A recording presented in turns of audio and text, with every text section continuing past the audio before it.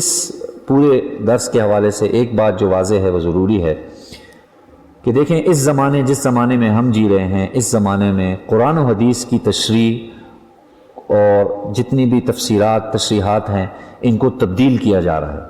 ہر شخص اپنے پیٹ سے مسائل نکال رہا ہے، ہر شخص اپنے پیٹ سے، اپنے اندر سے نئے جدید قسم کی تفسیریں بیان کر رہا ہے، اور ہمارے جو خصوصاً نوجوان طبقہ ہے جو بالکل اس سے ناشنا ہے، ظاہر ہے قرآن کو تو ہم نے وقت دیا نہیں ہے، ہم نے نبی علیہ السلام کی تعلیمات کو وقت نہیں دیا، ہمارے پاس اور بہت سے کاموں کا وقت ہے لیکن اس کام کا وقت نہیں ہے۔ اس کا یہ نقصان ہے کہ اس وقت آپ دیکھ لیجئے تاریخ اسلام کے بہت سے اہم واقعات کو توڑ مڑوڑ کر، ظاہر ہے دین سیکھنا کس سے، پہلے یہ فیصلہ کر لیں، آیا دین ہم نے موبائل سے سیکھنا ہے، دین ہم نے علماء سے سیکھنا ہے، دین ہم نے کس سے سیکھنا ہے، یہ فیصلہ پہلے کرنا ہے اور یہ ضروری ہے۔ میں آپ کو ایک چھوٹی 2 مثالیں عرض کروں گا، اس سے انشاءاللہ بات واضح ہو جائے گی۔ دیکھیں ہجرت کا واقعہ کتنا اہم واقعہ ہے، تاریخ اسلام میں بہت بڑی قربانی کا واقعہ ہے، اپنا مال، اپنی سارا جہاں زندگی گزری ہے اس کو چھوڑ کے، اپنا گاؤں چھوڑ کے، اپنا مال چھوڑ کے، اپنی جائیداد چھوڑ کے اور سب کچھ چھوڑ کے اللہ کی رضا کی خاطر اپنے شہر کو چھوڑ دینا اور دوسرے شہر میں جا کے بس جانا، اسے ہجرت۔ کتنا تاریخی واقعہ ہے یہ اسلام میں اور کتنی اہمیت رکھتا ہے، اور ہمارا سن بھی ہجری سے شروع ہوتا ہے، حضرت عمر رضی اللہ تعالیٰ عنہ کے دور سے ہوا، کتنا اہم واقعہ ہے۔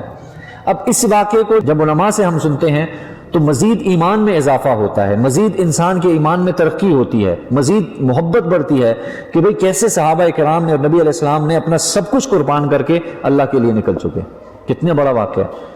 اسی واقعے کو ایک اور پہلو دیا جاتا ہے، وہ کیا ہے، نعوذ باللہ کہ نبی علیہ السلام کی فرار، نعوذ باللہ کہ آپ مکہ سے کیسے فرار ہوئے، حالانکہ اس میں فرار کر، لیکن جب یہی بات آپ کسی غیر عالم سے، کسی لادین قسم کے آدمی سے سنیں گے تو وہ اس کے لیے لفظ استعمال کرے گا فرار۔ ایسے ہی آپ دیکھ لیجئے جنگ بدر کا واقعہ، اب اللہ کی غیبی مدد کا واقعہ اور قرآن میں اس کا ذکر ہے، نبی علیہ السلام خود بیان فرما رہے ہیں، 313 افراد پر یہ مشتمل تھے صحابہ کرام۔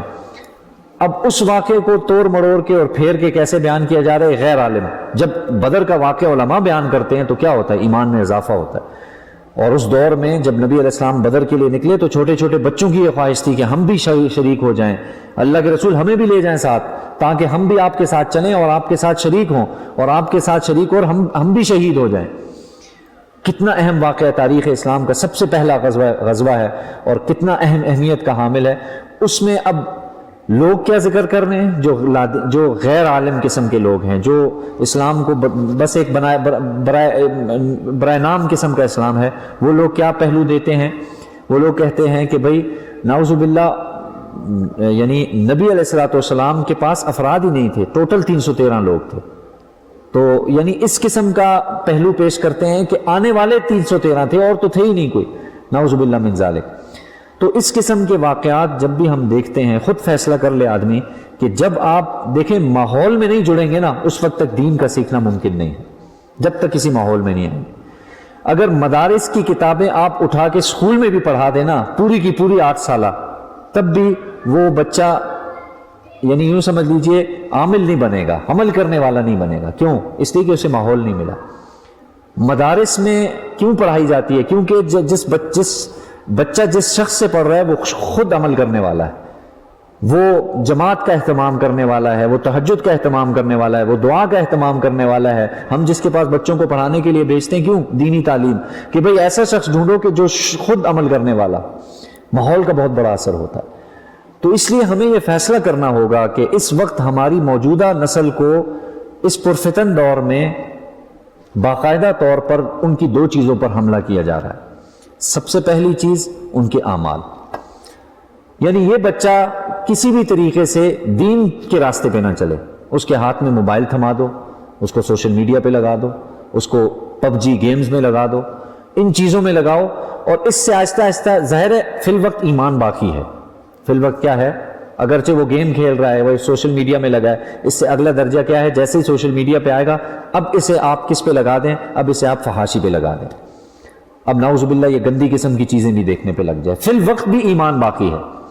لیکن دوسری طرف یہاں تک تو اس کے اعمال پہ حملہ ہو رہا ہے نا، ہر جہت سے ہم پہ حملے ہو رہے ہیں، ہماری نسل پہ حملے. دوسری طرف آپ دیکھیں تو دوسری طرف ہمارے اوپر حملہ کہاں سے ہو رہا ہے؟ ہمارے ایمان پر حملہ ہو، اور وہ بہت خطرناک ہے. ہر طرف سے ہمارے ایمان کو کسی نہ کسی طریقے سے یار ان کا ایمان نکل جائے. تہذیب کا ٹکراؤ ہے. آپ دیکھ لیجئے کہ آپ سنت پہ نہیں چل سکتے، آپ چاہیں بھی تو نہیں چل سکتے. کیوں؟ اس لیے کہ تکلیف ہی اس بات سے ہے کہ بھئی ان کی نوجوان نسل، ان کی آنے والی نسل، اسی وجہ سے علماء کی ایسی ان کو ایسا بیان کرو کہ لگے کہ ہماری نئی نسل کو ان سے کوفت ہونے لگے. علماء کے بارے میں ان کے عجیب قسم کے خیالات ہوں، توہین میں اس قسم کے خیالات ہوں. یہ ہماری نئی نسل کی باقاعدہ طور پہ ہم دیکھ رہے ہیں کہ ان کی تربیت کی جا رہی ہے. اسکول میں آپ دیکھ لیجئے اسلامیات جو پڑھاتے ہیں تو وہ کس درجے تک ہے؟ اس سے بچے کو کوئی فائدہ نہیں ہو رہا. پھر وہ بچہ جو او لیول یا اے لیول کر رہا ہے اس کو تو اسلامیات کا پتہ ہی نہیں، حالانکہ وہ بھی اسلامیات پڑھتا ہے، لیکن کیا وہ دیندار ہوتا ہے؟ نہیں ہوتا. وہ کیوں نہیں ہوتا؟ کیونکہ اس کو وہاں پہ ماحول نہیں ملا. حالانکہ نماز کا ذکر ہے، تلاوت کا ذکر ہے، پڑوسیوں کے حقوق کا، ہر چیز کا ذکر ہے، لیکن آپ دیکھیں وہاں بچے کو کوئی فائدہ نہیں ہوتا. وہاں کے بچے چونکہ ماحول ایسا نہیں ہے. تو اس وقت اس دور میں ہمیں ہمارے بچوں کو، ہماری نئی نسل کے ایمان اور ان کے اعمال کی حفاظت کے لیے ضروری ہے کہ ان کو ہم ایسا ماحول فراہم کریں، گھر کے اعتبار سے بھی، مسجد کے اعتبار سے بھی، اور ہر اعتبار سے، کہ بھئی تاکہ ان کا ایمان بھی سلامت رہے، ان کے اعمال بھی سلامت رہیں. اس کی باقاعدہ طور پہ ہمیں کوشش، بلکہ باقاعدہ مہم چلانی چاہیے کہ بھئی کس طریقے پر ہمارے بچوں کا ایمان محفوظ رہے گا. نہیں تو دیکھ لیجئے کہ اس دور میں بچے اس قسم کے بعض دفعہ سوال کر بیٹھتے ہیں، اس قسم کی کارگزاریاں سامنے آتی ہیں کہ آدمی حیران رہ جاتا ہے. آج کل بچے سلام کے بجائے ہندوؤں کی طرح نمستے کرتے پھر رہے ہیں. بھگوان کے نام بچوں کو آتے ہیں. میں ایسے آپ کو مسلمانوں کے بچے بتاؤں، اور جو جس قسم کی وہ باتیں کرتے ہیں، اور ظاہر ہے وہ اپنی ہندی اس زبان میں بچوں کو آتی ہے باقاعدہ.